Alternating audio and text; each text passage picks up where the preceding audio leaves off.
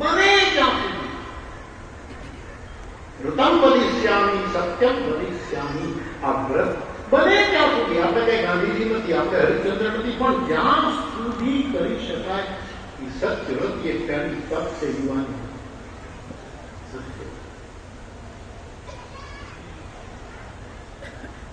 Jesus ક્રાઇસ્ટના 12 શિષ્યો શું? આપણા પ્રેમનું કવચ. સાધુ એટલે શું? આપણી કરુણાની ગંગા વહેતી રહે એનું ગોમુખ. એ જાતે કરુણા વહેતી.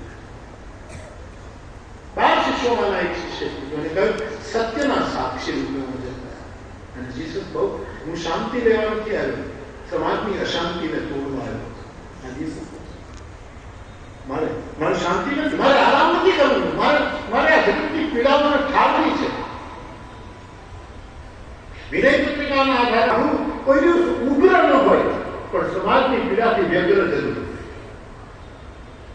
વ્યગ્રથી સર્વદા. તુલસીદાસ સાધુ એ છે ઉગ્ર. સાધુમાં ગુસ્સો નહીં જોઈ શકો. ક્રોધ કરે વિશ્વામિત્ર હોઈ શકે, વશિષ્ઠ ન હોઈ શકે. હા, મારે વિચાર બનાવવા માટે શિવમય બનાવવું તપમાં પહેલું વ્રત છે. મોટું સત્ય લભ્ય તપસા એ શક્તિ તો આપણું ઉપનિષદ કહે સત્ય જેટલી માત્રામાં પડાય. એ જગ્યાએ ઇન્ટરવ્યુ છોકરાઓ લાગે એટલે એમાં પણ શિવ મળશે.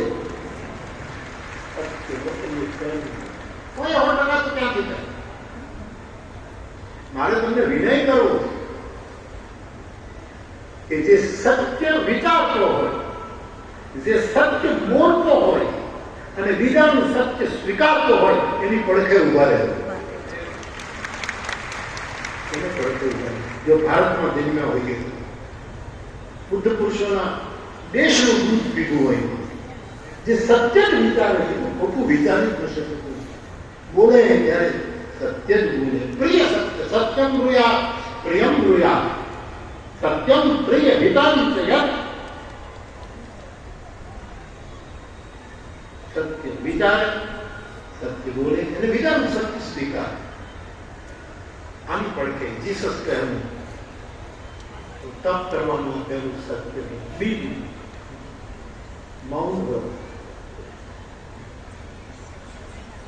મૌન રહેવું. મને ઘણા પૂછે કે આ તમે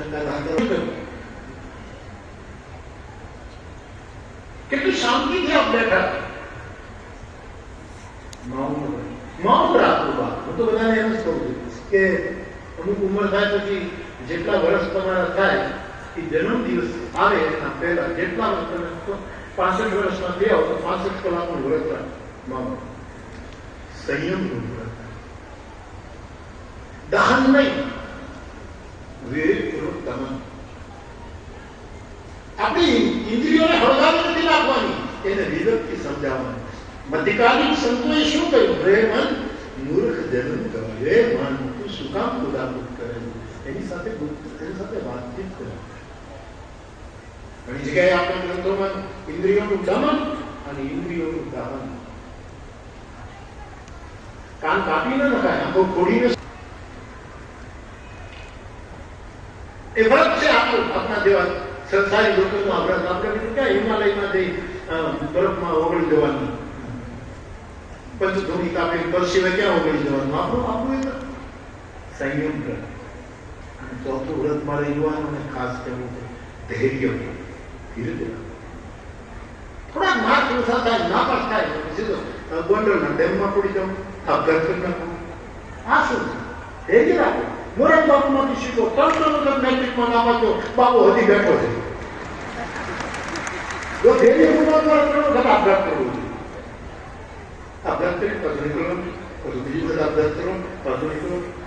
માર્ચમાં મેટ્રિકમાં પહેલી જાય અભ્યાસ કરવાનો, પાછો નીકળે. કેટલું કરતો બુદ્ધિ હશે તો ચિંતા શું? યોગ પીઠ તારી પીઠ યોગ.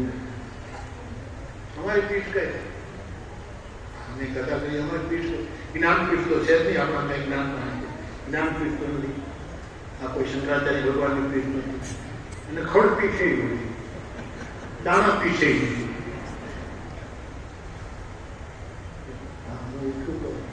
મારી પીઠ ગાન પીઠ છે. ગાઓ, નાચો, જુઓ. આ જ્ઞાન પીઠ નથી, ગાન પીઠ છે. કારણ કે ગાવત સંતત